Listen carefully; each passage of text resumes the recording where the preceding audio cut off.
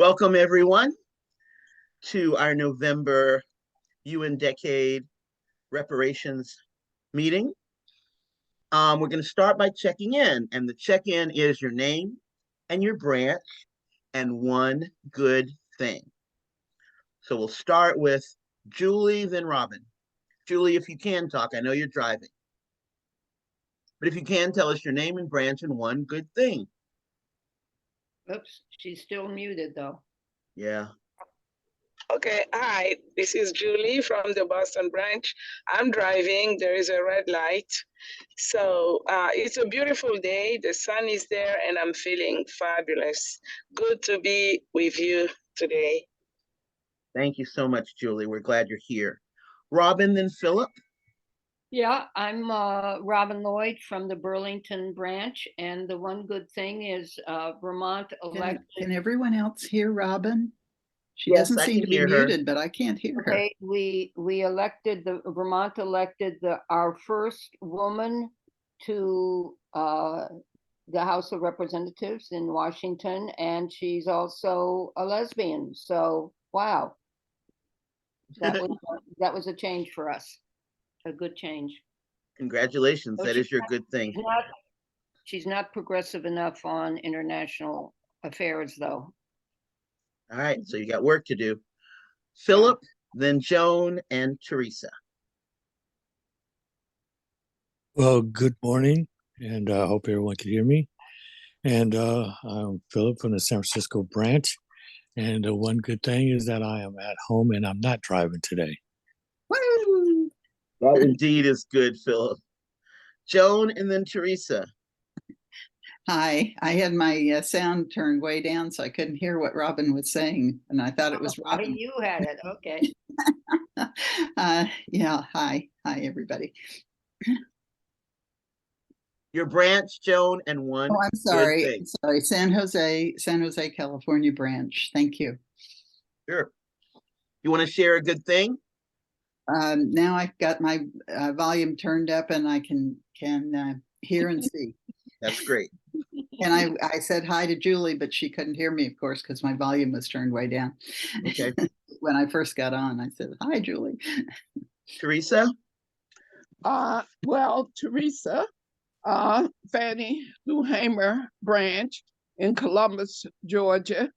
And one good thing, well, the best thing that's on my mind is a great conversation I just had with Darian about a myriad of things. And I'll mention some of it in the announcement. But it's great not to be mad at the president anymore. So that's a really good thing. Yes, it is. George Friday here with the Southern Piedmont branch in North Carolina. And my good thing is that about a week ago, on the 11th, actually, my niece, my sister's daughter, had a tiny little girl, and I'm so glad to be another great aunt, I guess. Great aunt, grand aunt, something like that. Beautiful. So it's awesome. All right, you're here twice, Philip, so you don't have to check in twice. And I now will turn it over to Teresa to take us through the rest of the agenda. I will share the screen so y'all can see it. There we go. Oh, yeah. We want to look over the agenda and make sure there are no additions. And I'll explain what the items are. I think we have enough time remaining to cover them all.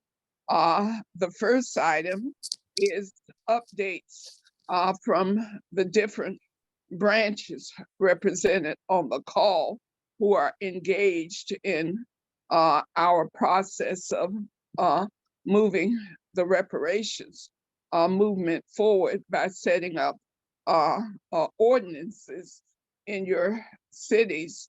And so if we could go in the same order that we did, with one exception, George will be included before I go.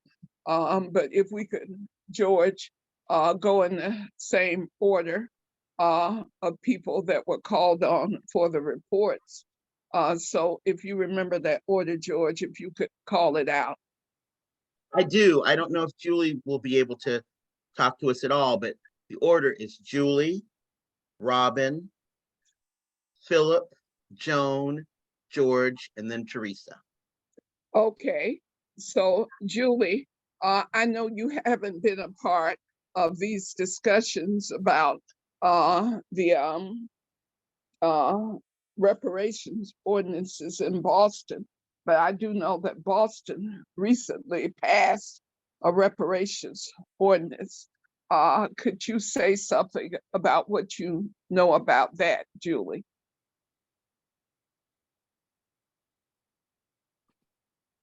Oh, George, Julie, you're still muted, so I know you're driving and you may not be able to talk. So unmute if you can. Otherwise, we may need to proceed on.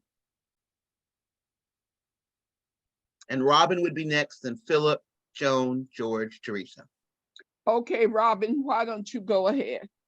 Okay, the interesting thing is in our state was that there was a proposal for reparations in the House, and it did not win. But with the recent elections, we now have a super majority to overwhelm the Republican governor. So I'm thinking we're going to have a more progressive situation there on the state level. In terms of the city, we have a reparations task force, and the mayor convened it not too long ago. I didn't get there, but I'm going to be a bit more aware of it. And we have an election coming up, which has an interesting woman. I think she's going to win. She's a progressive in the progressive ward. She was born in Kenya. And so she will be probably a good person to support that. So that's my check-in. Well, that's a great update, Robin, on reparations in Vermont. And it looked like Julie was trying to come through. So Julie, are you ready to speak about the Boston ordinance on reparations that passed recently? Oh, hi, Teresa. I'm not really in the loop about the process, so I'm just gonna listen to you guys if you can allow me to do so. Oh, absolutely. You're looking beautiful, Julie. So put yourself on mute if you're not talking. I think there's a background noise where you are. So George, help me with the list of the updates. So who comes after Robin, George? Philip, then Joan, and then me. Okay. Okay, for my update, the California Task Force on Reparations is moving right along. At this point, they are trying to decide whether this will include people who are outside of California or other California citizens, and also how the state should apologize is one of the other factors that they're looking at right now as far as the details. And also, let me see here. I'm going to try to get it better. Also, they are examining how to basically whether they should be providing reparations via people who were dispossessed through intermittent rain and lost their property. One of the good things is that the local pastor of the largest Baptist church in San Francisco is the vice chair of the reparations task force. So there's a good San Francisco connection there. Oh, that sounds great. Well, California has a wonderful statewide effort.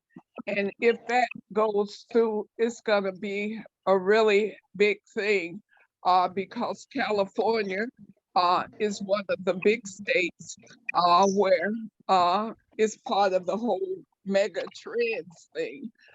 So New York, Florida, California, those are three states that tend to be trend setting. So we're really pulling for California to go forward. Joan, I believe you're next. Great. And Philip covered the state and you, Teresa. So I'll just talk locally in the San Jose area, which if any of you don't know is the southern end of the Bay Area, of the San Francisco Bay Area. And Philip is in the sort of in the northern end of the San Francisco Bay Area. But as far as our San Jose area, we have an organization called the African American Community Service Agency, and they're taking the lead on the reparations effort. And then other groups of us are joining in with people going to the meetings and doing whatever we can. So we're not quite ready for resolutions and so on yet, but that will come along soon, I think.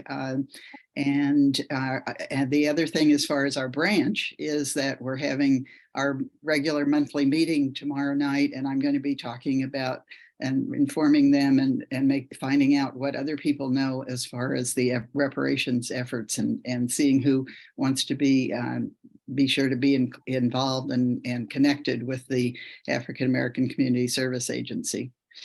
I think that's it. Thank you. Yeah, that is a very important agency. And thanks to Joan, I was able to attend one of the meetings. So they do keep me informed about upcoming meetings on Zoom. And there was a meeting a couple of days ago, which I missed it because it started at 9 p.m. my time, and I think I was otherwise engaged. Right. Yeah, the focus of that meeting and was on education. And they focused. I'm sorry, I should have reported on that. They focused on not so much the college and university level, but things as far as elementary school and through the regular school years. So thank you. Oh, well, that's important to know. With all of these attacks on so-called critical race theory, Yeah. I would love to hear an update on how that part is going in the K-12 education arena. So keep us posted on that, Joan. And everybody. Oh, yeah. George, I believe you're next, right? I am. And here in Gaston County, we're very preliminary. We're not close to being able to start working on the resolution. We're still doing some research. I've got the help from my niece, Raven, who's looking at the history of the practice of slavery in Gaston County, also Lincoln County, and with the hope of having an educational event early next year in having people from community come so that we can start building the ground on the ground support for a resolution. And the piece of research I'm doing is seeing what Asheville, North Carolina, and Durham, who both have passed reparations. And in Asheville, they dedicated $2 million, and in Durham, 7. What I haven't been able to figure out is what's happening with that money. You know, who's deciding where it's going and what's happened. The latest information on both of those is in 2021, from 2021. So there has to be something that's happened in that last year, and I need to find out what that is. That's where we are. Well, that's important because that's news. When I was in Durham a couple of days ago, I met with someone who I gave the Peace and Freedom magazine and the brochure, and I'm gonna check to see if she's joined yet, because we want to start a branch of Wilf in Durham, because the Triangle is based in Chapel Hill, and it's never had any members from Durham as much as I um, uh, can remember in all the times I've known the Triangle branch, which is 20 years. Uh, um, so we're probably going to be starting a branch in Durham. And I'm committed, George, to us working on starting a branch in Asheville. So there will eventually be 5 branches in North Carolina: Triangle, Durham, Triad, Southern Piedmont, and Asheville.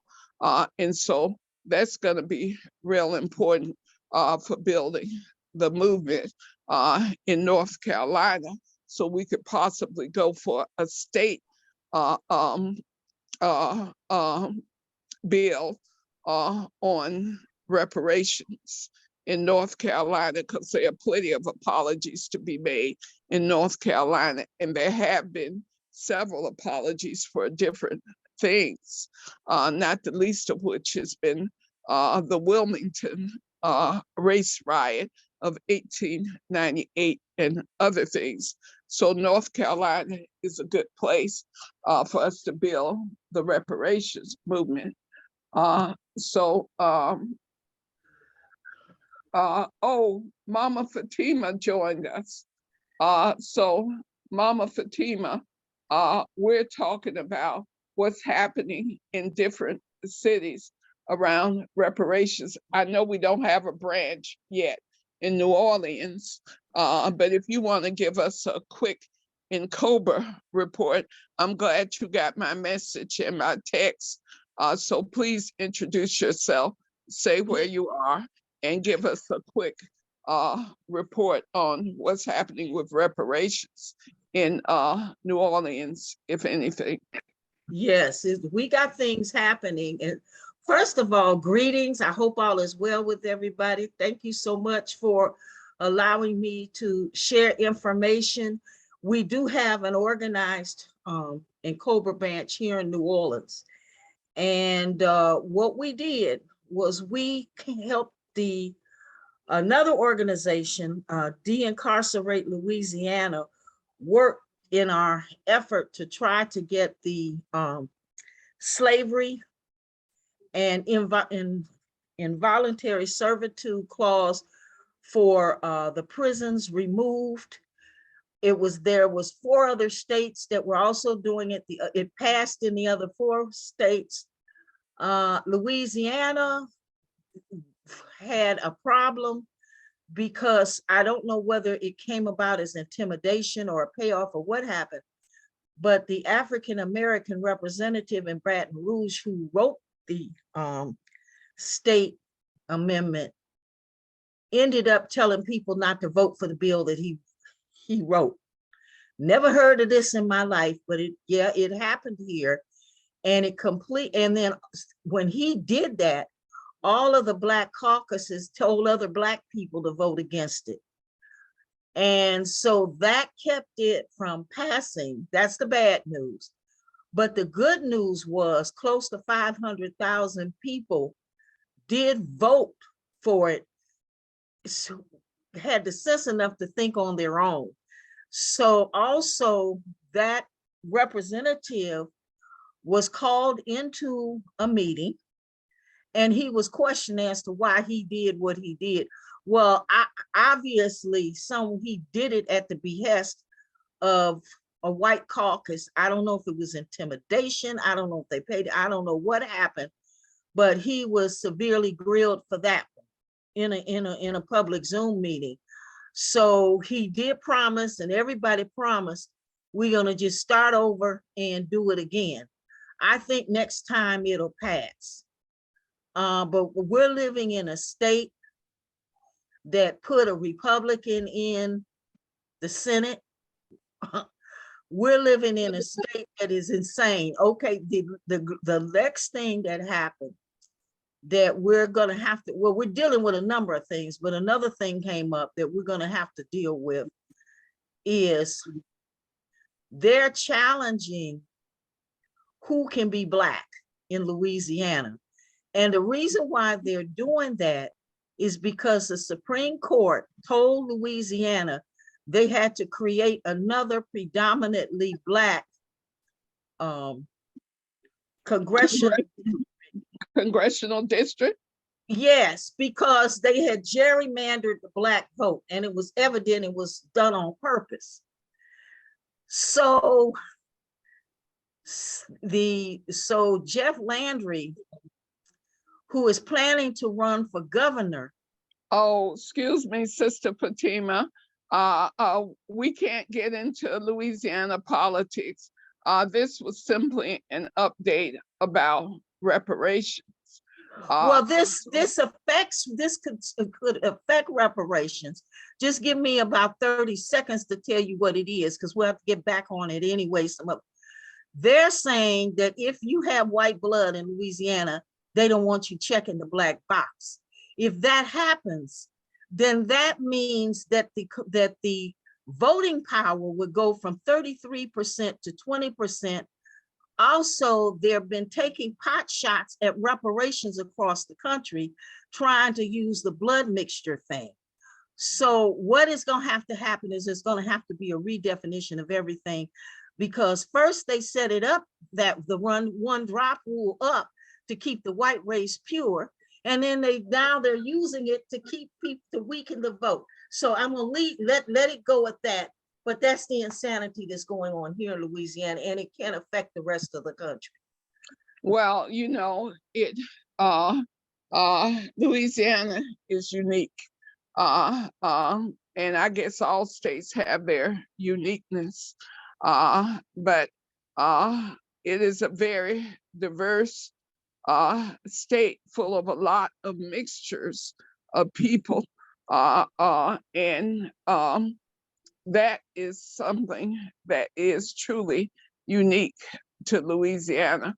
But the oppression against Black people outside of New Orleans, and actually Katrina ridded New Orleans of a significant number of Black people.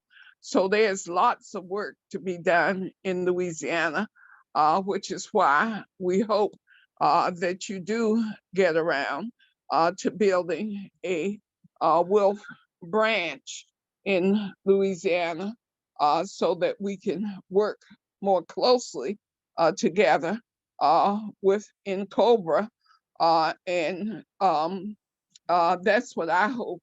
So I'll just say that about Louisiana. In terms of the Fannie Lou Hamer branch in Columbus, Georgia, we announced in July to the city council that we were going to be working on and a reparations ordinance to be passed by Juneteenth of 2023. So we set up a timeline and we began to build a community task force. Well, I was due to speak at the city council again on election day, November 8th, on reparations and where matters stand. And it was the marathon to end all marathon of city council meetings. We have what we call a public agenda, and normally it may be 2 or 3 people signed up, but the workers are fighting for a raise and a change in the compensation system. So it was about 5 employees signed up to speak on that.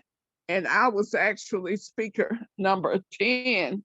So when it started getting close to noon, and we hadn't even gotten to the attorney's agenda, which comes before the public agenda, I knew I couldn't stay. And so when I was there long enough to hear from the mayor's special commission on diversity, unity, and prosperity. It's a mayor's commission, and it's headed up by this wonderful young brother. And his first announcement was that there were going to be some conversations in the community about race and race relations. And one of the things that they wanted to do was establish a marker for the 6 lynchings that have took place since Columbus was a government. So you could hear the gasp from people who hadn't heard that. But our reparations task force already had that information from our community historian. So part of what we'll be asking for in the reparations demands will be an apology. And now we know that we can work directly with the mayor's commission on unity, diversity, and prosperity. And so now we can build a larger task force. And when I saw the mayor who came to an event organized by the Southern Anti-Racism Network on the 12th, he said, I know you couldn't stay all day long. He said, but that city council meeting went all day long. He said, but we'll get you back on the agenda. I said, yeah, I'll come back in December because, I don't like to come to the nighttime meetings. So on the second Tuesday in December, I will be speaking at the city council meeting about the state of our reparations movement in Columbus, because we did have I think I announced this at the last meeting on October 5th, we had a teach-in on reparations at the main library for the task force with somebody from Atlanta who's also helping us throughout Georgia in getting ordinances passed. So the city of Decatur is getting an ordinance passed, which is in the Metro Atlanta branch area. And I think the city of Atlanta may already have something, but we're doing what is happening in North Carolina, is to get reparations ordinances passed in municipalities around the state. And Columbus is the second largest city. So it's going to be great if we can get one passed next year. So those are the updates. So George, if you could put the agenda back up so you can refresh our memory. And this time we'll review the remainder of the agenda to make sure we're going to cover everything. Oh, well, George, this is an important item. I need to add one more thing I forgot to mention from an email from Betty Trainer, and she's in your branch, Philip. She said that there is a city task force that's been meeting about reparations, and that when she gets more news about it, she will share it with us. That's all. Well, that sounds great. And since you mentioned that, Alan Haber sent me an email saying that the committee that he's working on that's addressing reparations in Ann Arbor, Ypsilanti area, but mainly Ann Arbor, that committee was meeting at 2 today, the same time as our meeting. And unfortunately, we didn't get to put out the reminder about the meeting until a couple of days ago. We won't make that mistake in December, but that's why Alan is not here.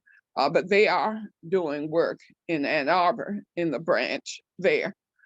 Now, the next item on the agenda is something George is going to read from. And I really appreciate you sending it out, George, to the branch list, because in my conversation with Darian, she had asked for the final copy And I told her it was posted to the branches list. And so she said, thank you, I got it. And so George, if you could open up the document from the resolutions, and we can read from the WILF international UN decade resolution, so that we can know what the sections were asked to do. Because my point to Darian was that all of the sections were asked to promote the UN decade for people of African descent. So George, if you could open it up so you can, because I'm using my phone, unfortunately. So George, if you could open it up so you can read the therefores in terms of what the action items are. Okay. Can you open up George, so you can Yes. get to the action items? Can y'all see this? Well, George, if you could read it, it would be very helpful. I'm looking for the therefores. Okay, I think these are the therefores. The Congress calls on the International Secretariat to support WILF sections and groups in using relevant spaces available to advocate, to strengthen national, regional, and international legal framework, including the Durban Declaration of Program and Action and the International Convention on the Elimination of All Forms of Racial Discrimination, and to work to strengthen their full and effective participation. Report, pardon? Well, George, I think you skipped over the part about what the U.S. sections would do. That was strictly for the Okay. International Secretariat. Okay, I think this should be it. Other people can see this, yes? Yes. Okay, good. I just wanted to make sure I Well, wasn't crazy. I can't see it because I know. using my phone. I understand. Okay. The theme for the International Decade as defined as people of African descent, recognition, justice, and development with the following objectives: promote respect, protection, and fulfillment of all human rights and fundamental freedoms by people of African descent, as recognized in the Universal Declaration of Human Rights. Promote a greater knowledge of and respect for the diverse heritage, culture, and contribution of people of African descent to the development of societies. Adopt and strengthen national, regional, and international legal frameworks according to the Durban Declaration of Program and Action and the International Convention on the Elimination of All Forms of Racial Discrimination, and to ensure their full and effective implementation. George, that's not it, because it says what the sections will be doing, and that's the part that you are missing. All right, then, this 33rd International WILF Congress welcomes the UN General Assembly's initiative for the International Decade for People of African Descent. Congress calls on all sections and groups to support the initiative by disseminating the draft program of action produced by the working group of experts on people of African descent, publicizing the welcoming of the proclamation of the International Decade for People of African Descent on WILF sections and group websites until its end in December 2024, mandating the workforce on anti-racism to embed the framework of the draft program of action by the working group of experts on people of African descent in their action plan. Now, Working proactively, sorry, this last point to the sections. Working proactively to promote respect, protection, and fulfillment of all human rights and fundamental freedom by people of African descent, and a greater knowledge of and respect for the diverse heritage, culture, and contribution of African descent to the development of societies. Those are the points that directly relate to what the Wilf U.S. section should be doing, which was part of the conversation I was having with Darian about the BLC and why we exist. I'm not trying to have that conversation today, but I do want us to note that the conversation that the board agreed to in September, which Darian promised would happen before December 10th, has not been scheduled. So this directly relates to, I think, what Philip is working on, and hopefully others are working on, but how that meeting gets planned. And I guess those of us who can should plan to attend the November 29th meeting, where the subject will come up. But it's very important that what the sections have been asked to do by the adoption of this resolution, that the U.S. section follows through on that, which now that the website is being revised and improved, the call will be for this resolution to be prominently displayed at the website. And I think in the next Peace and Freedom magazine, it needs to be published. Philip, if that's you with your mic on, please. Somebody's got background noise, so mute yourself.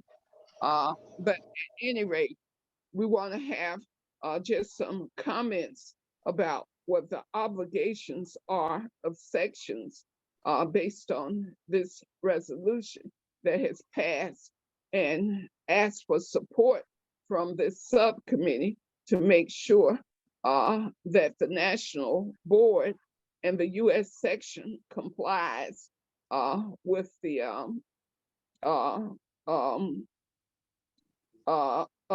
resolution in terms of what sections are supposed to do.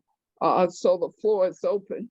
And so we have 2-minute rounds, George. So people raise your hands, or George will recognize you for comments on this. So Robin has her hand up. Go, Robin, go. Yeah, okay, so I've been thinking that where the trouble is hitting the fan in US society is in school boards, in the sense that that's where the right wing is trying to get books canceled. And the books that they're trying to get canceled are the ones that are exactly on this issue of you know, in a larger sense, on the issue of reparations and the freedoms that were taken away by slavery. And I'm just wondering whether any of you are coming from a area where your school boards are under attack, and have you attended them, and what do you make of that? Well, that's a different topic we'll have to save for maybe the next meeting. Why Robin. is it different? Why is it different? That's Well, reparations will be discussed. No, sister. The agenda item that we're on is about the Wilf International resolution that was passed and the U.S. section compliance with that. So that's the agenda item we're asking for comments on. It is not an open discussion about how school boards or whatever is being treated. We could save that for next agenda. My hand was raised way back when it seemed to be more relevant, so, but no one noticed. Mm-hmm. Well, is there anyone else who wants to speak on the issue of holding the U.S. section accountable for the International Decade for People of African Descent resolution that was passed at the International Congress in July. And we've read what the sections were asked to do. And the US is still by far the largest and best resource section in the whole international. So out of the 50 plus sections, the US is the largest. Who's saying stat? That was me, and then Joan after me. You mentioned that the resolution has to be featured prominently on the website. I found this on our website, Wilf US website, but I had to search for it, and it was in the section about committees under the ARH committee, and I would not say it is prominently on the website. You have to find it. So we have to make sure it's, you know, on the open page or somewhere where people can get to it without digging, because it took me a minute to find it. And Joan has her hand up. Well, George, if you could call on people speaking on this section, because I can't see the hands. Yeah. Joan? Yes, I guess George just called on me. This is Joan. Yeah, this is great to be following up on it, and it will be good to get it going. And it's too bad we haven't worked on it before, but then again, it's definitely time to get on it. So it's great. Thank you. Well, is there anything else on this item? I think we have a consensus that is great. Oh, so Julie doesn't realize that she was already sent the link to the resolution. The link that George sent Julie is all of the 14 resolutions in a package that was sent from the international. And George sent that out earlier to the branches list, to everyone who's on the BLC list, as well as to everyone who's on the Advancing Human Rights list. So George, if you have a way of putting it in the chat, I'm not sure if Yes, it's Julie in the chat now. Oh, okay. Because Julie may be able to know how to save the chat while she's using her phone, but I haven't figured that out. So in the George, chat along with the recording so that you've got it. oh, that sounds great. Thank you. So George, if you could help me out with what's the next agenda item, since we're at 2:48.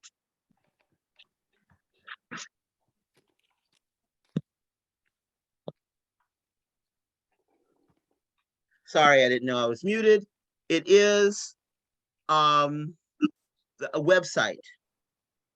Oh, yes. What I had promised, and after talking with Darian, I see there's no rush and there's a process. What the program committee chair has asked, and Darian has also asked, is that all of the issue committees and subcommittees come up with action items that can be posted to the website when the website goes live, that the membership could be engaged in. And I proposed that we put up HR 40 as an action item for us to call the new Congress, the 118th Congress, to make sure that we could get HR 40 out of committee and to the floor for a vote. And the best way to do that on process is to make sure that we have enough sponsors so that we would be assured of a majority vote. Right now, there are 196 sponsors on the bill, I think, in the House. So it's Sheila Jackson Lee who's doing the bill. So what we need to do today is to reach consensus on getting HR 40 at the national level move forward and to put it on the website as our action item.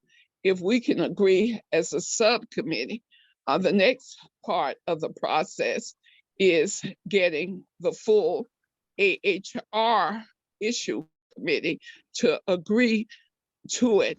And then Darian says she's never known that Wolf has taken a position in support of reparations.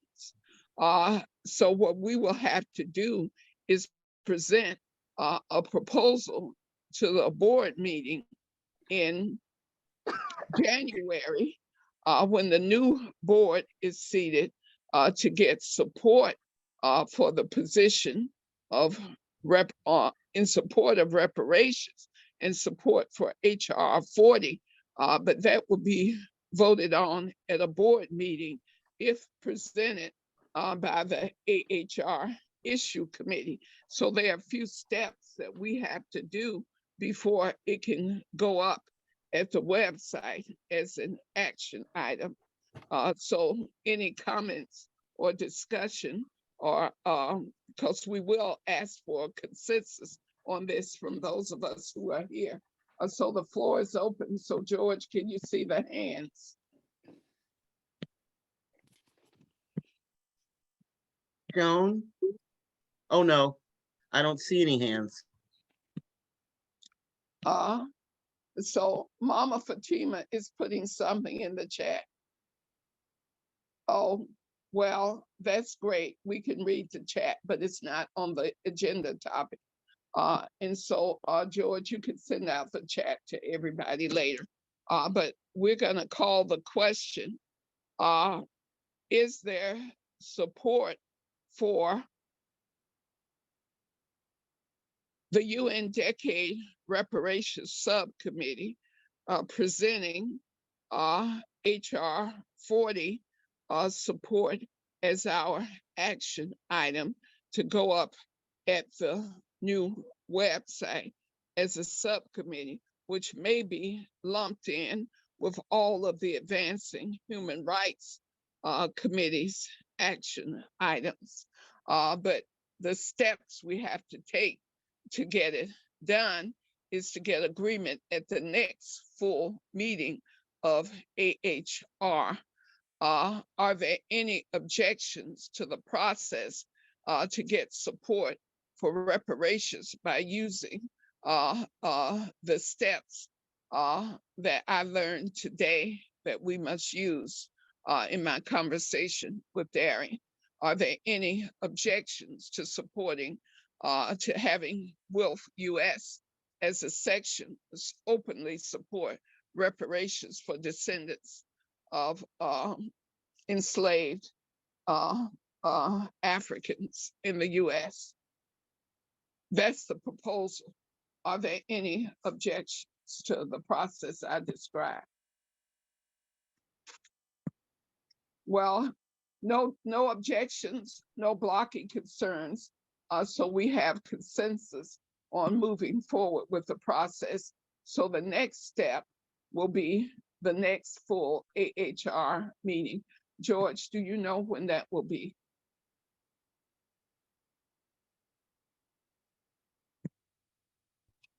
I can't hear you, George. I don't know when the next full umbrella AHR meeting is. I do not know. I don't Well, think it's been announced yet. it hasn't. I don't think so. Oh, But okay. it will probably be coming up either end of November or early December, I would think. Well, okay. Well, George, if you could check with Donna, since Donna couldn't be with us today because she has an important branch meeting that's going on also at the same time.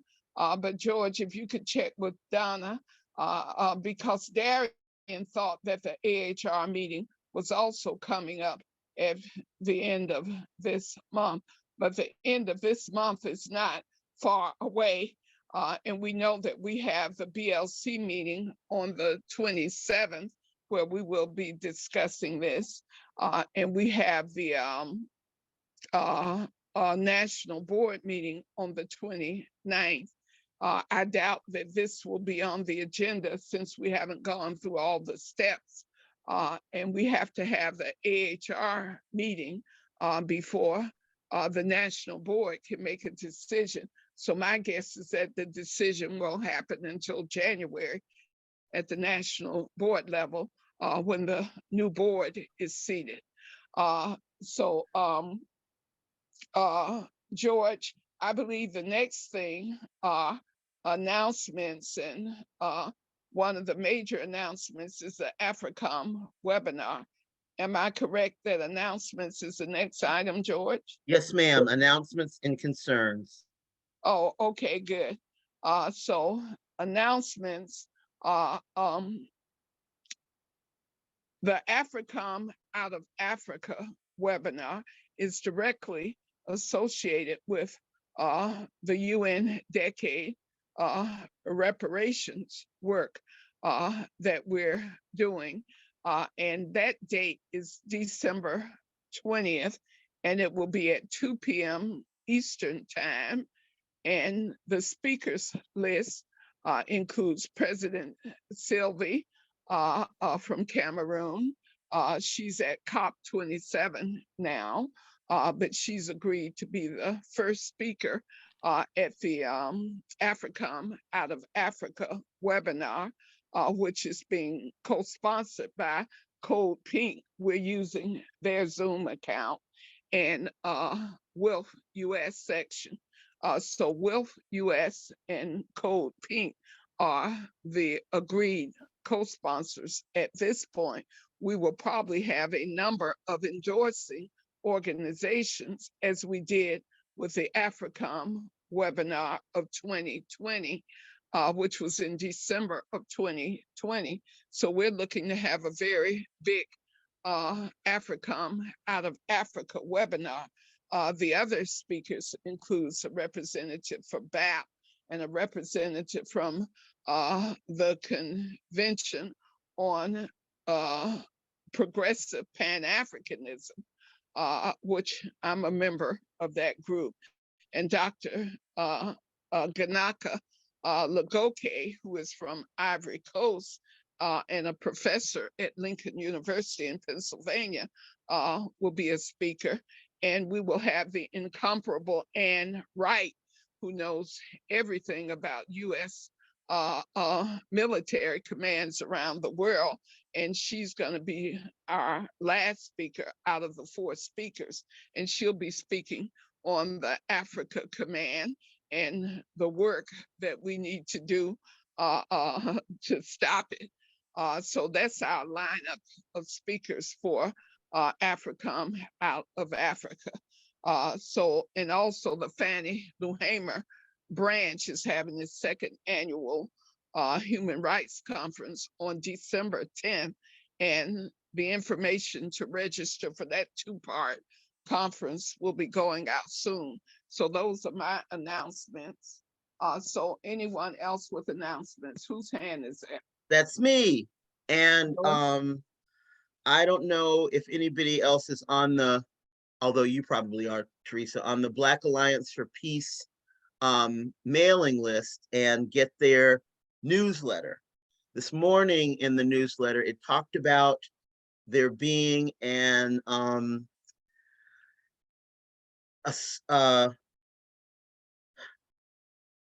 what's the word?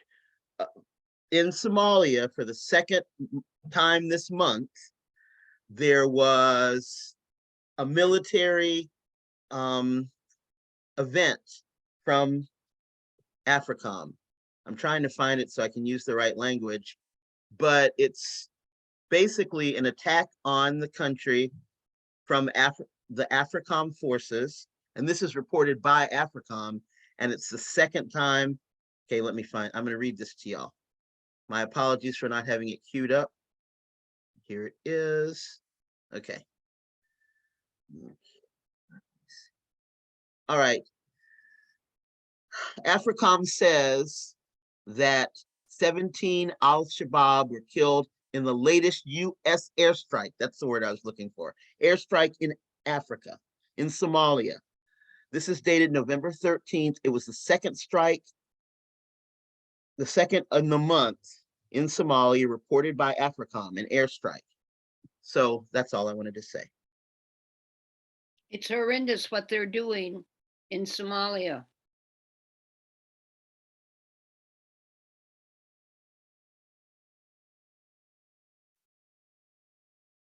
No one else has an announcement. No one else's hand is up.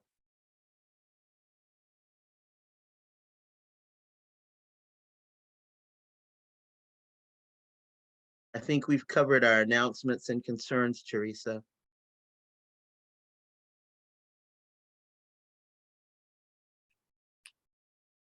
You're muted if you don't know that, Teresa. I didn't know that because I was just talking. But I was thanking you, George, for putting the link to register for the AFRICOM Out of Africa webinar in the chat. So I registered, and thank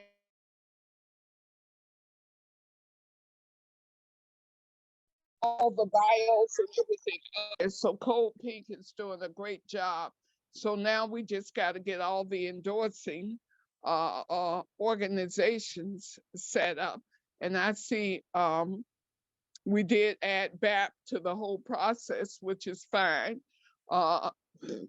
because we want them to be a part of the process, since they have the greatest commitment in the peace movement of any organization to the AFRICOM Out of Africa.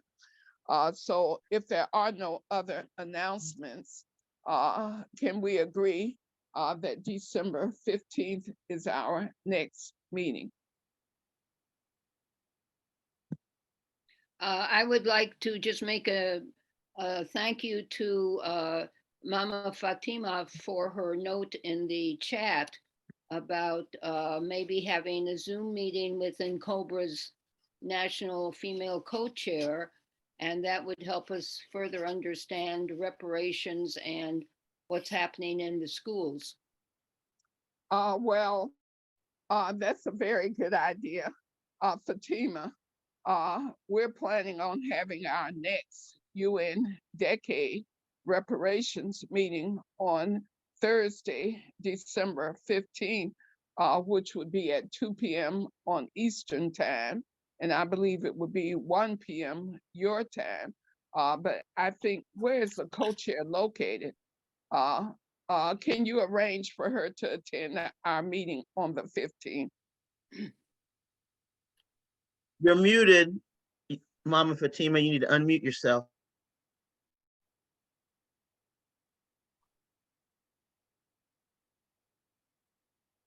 December 15th. It's a Thursday. Yeah.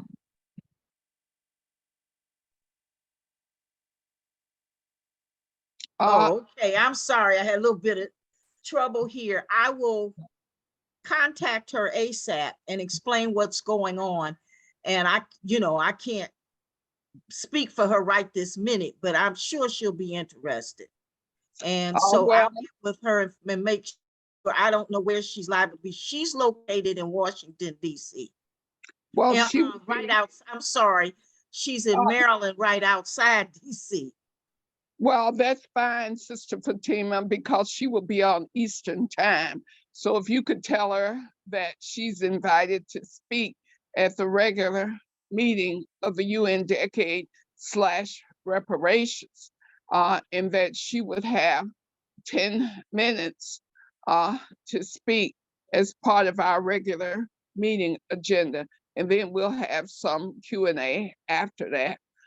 So that's the request from her. We would not be able, not as this subcommittee, we would not be able to set up a separate discussion, but she can speak about whatever she wants to speak about and whatever you think she should speak about, Fatima. Well, she's been very entrenched with HR 40 and what's going on with that.